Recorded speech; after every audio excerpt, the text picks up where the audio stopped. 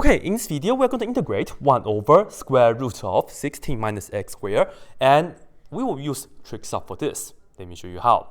First of all, we know that 1 minus sine squared theta is equal to cosine squared theta. So we'll be using a sign substitution. Let's take a look right here. We have x right here. And notice this is the same as 4 squared. So what we do first is take x to be 4.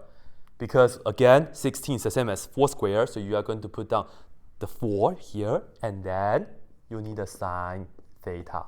We'll take this integral to the theta world. So you need to know which one to start. This right here is our start. And then, as usual, let's go ahead and differentiate both sides because the x is isolated already. When you differentiate it, you get dx right away. And the derivative of 4 sine theta is just 4 cosine theta d theta, like this.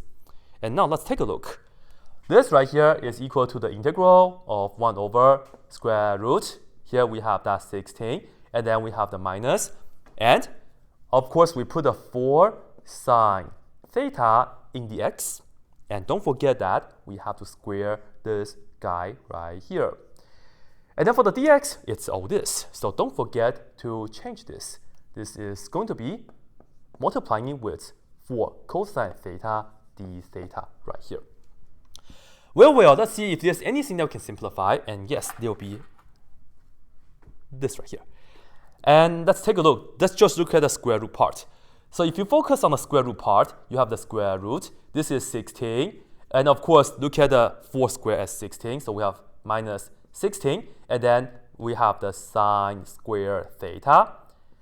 And then from here, both of them have 16. So we are going to factor out the 16. And this is why x has to be 4 times sine theta. Anyway, you factor out the 16, so you have square root of 16, and then this is going to give you 1, and then minus sine square theta. And look at this part. We know 1 minus sine square theta. This is precisely cosine square theta.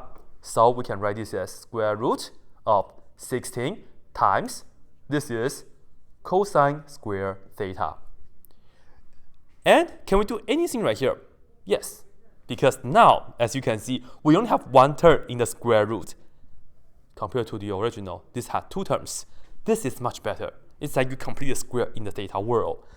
You see, right here, you can just take the square root of 16, which is just 4. And if you take the square root of cosine square theta, and we'll assume everything is or will be positive. So you leave this as positive cosine theta. You don't need the absolute value. So all in all, you pretty much have the integral of 1 over 4 cosine theta. And then you multiply by 4 cosine theta. This is the most beautiful thing ever because this, and that completely cancel each other out. And then we have the integral of this whole part cancel also. We technically just have 1.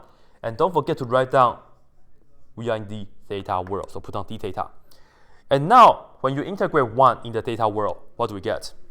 It's just theta. Don't put down plus c yet because we're not done. You can put down plus c, but you have to make sure go back to the x world. So how can we go back to the x world? We have to refer back to this. Because as we know, x is equal to 4 sine theta.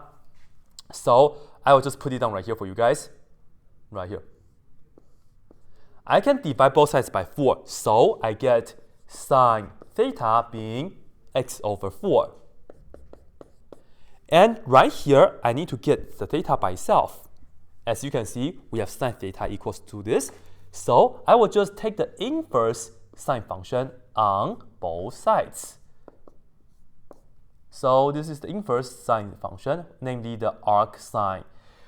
So that this and that will be cancelled, and then we get theta equals the inverse sine of x over 4. And that's exactly what we are going to do right here. So as you can see, finally, we'll say this right here is equal to the inverse sine of x over 4. And we are done. So we put down a plus c right here and box the answer. That's it.